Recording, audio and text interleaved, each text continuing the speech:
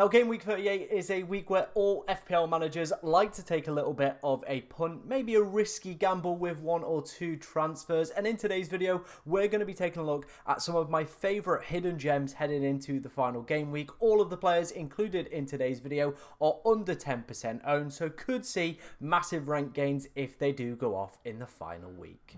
Now, before we dive into today's video, of course, if you have enjoyed any of the content that you've seen on the channel this season, please make sure you're liking, commenting, and subscribing, because you know we're going to be back next season and we're going to be back stronger, so you do not want to miss out with all the pre-season content plans that I've got coming up, and of course helping you navigate those first few big weeks of the season. So let's start off taking a look at two Arsenal players, because I do feel there is going to be goals in that game. If you haven't seen Rob T FPL's already post around the number of goals that are usually scored on a final match day, it is higher than just a regular normal day of the season, statistically speaking. So you do imagine with Arsenal, a top side, playing against an already relegated Southampton, who have had some of the worst XG conceded so far, well, pretty much for the course of this season, not even so far now, throughout the course of this season.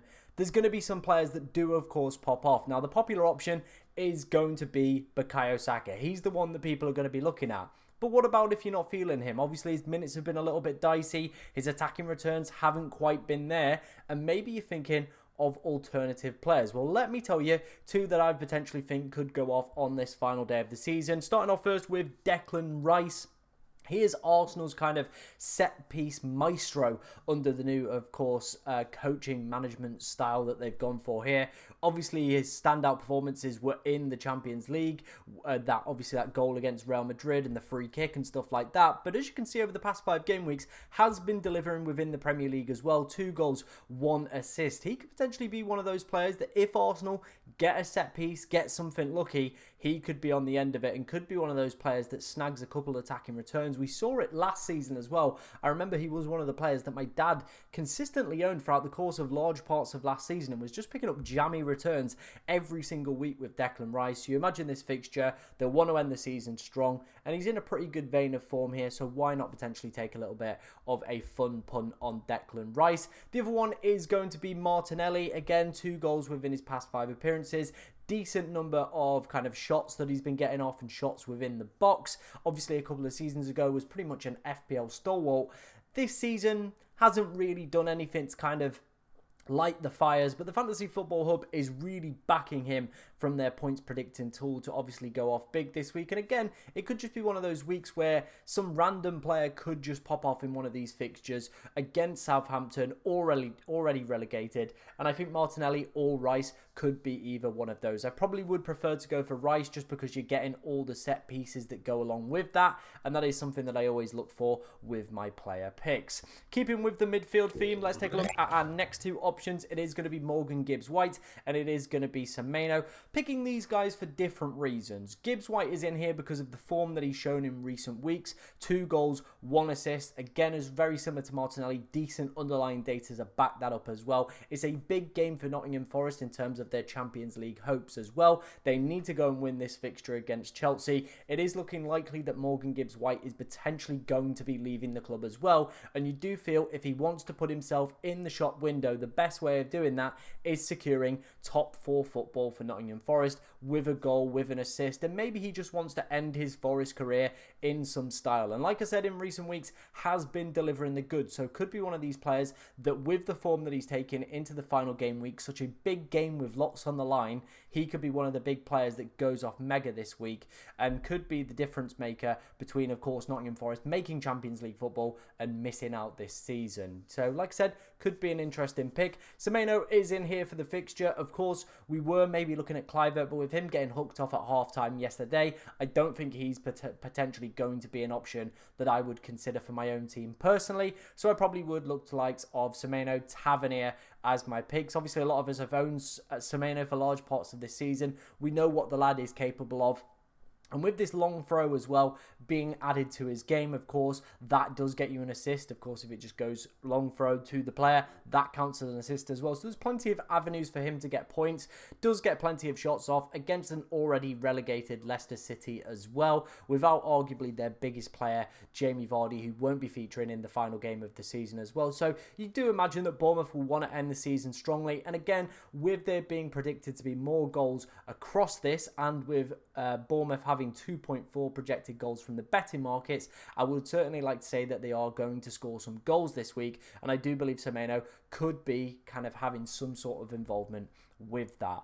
Right, let's finish up. Let's take a look at my final 3 players, and these are all going to be strikers heading into the final few weeks, because I don't think anybody really wants to pick a differential defender. There's not too much to kind of wet the whistle there. It is all about the attacking players on the final week for me, and I've picked 3 forwards that head into this final game week with, you know, maybe something to prove, a decent fixture, or are just in a rich vein of form. And I believe all 3 of these kind of tick these boxes. Let's start off first with Strand Larsen. 17 goal involvements for this guy. I think has gone really, really under the radar. 14 Premier League goals this season.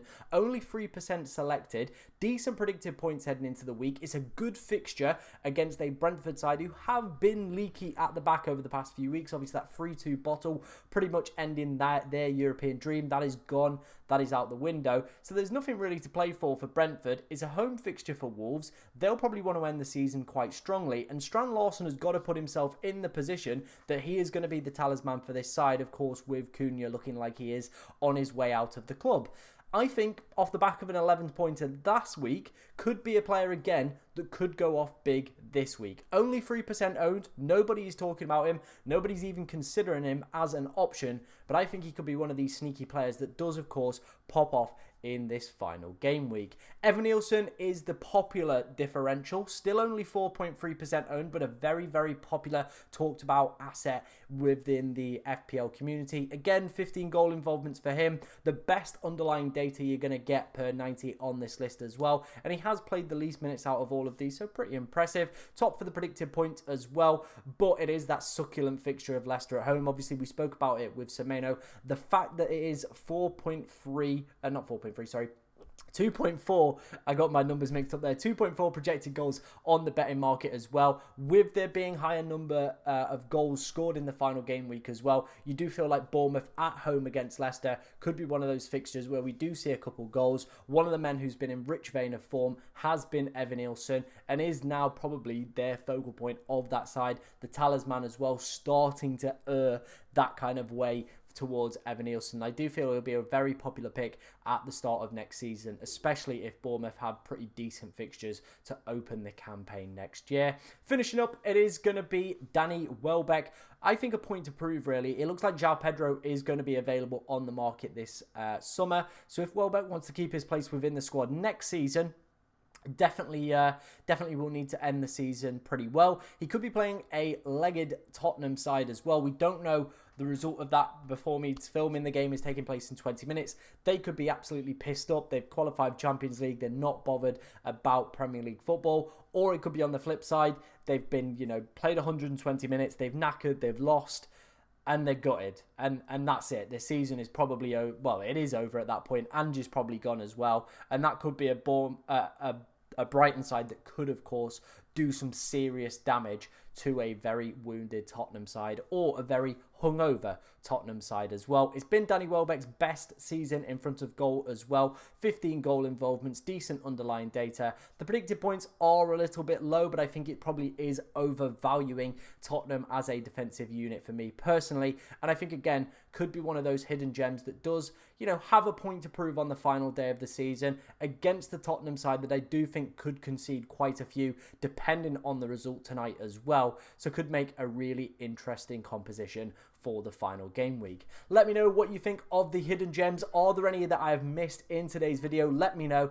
Let me know in the comments, who you would potentially have as your hidden gem for this game week. Of course, if you've got any questions about your team as well, get them in the comments. And like I said at the start of the video, if you have enjoyed any of the content that you've seen this season, be sure to like, comment, and subscribe. But the best of luck for game week 38, and I will see you on the deadline stream.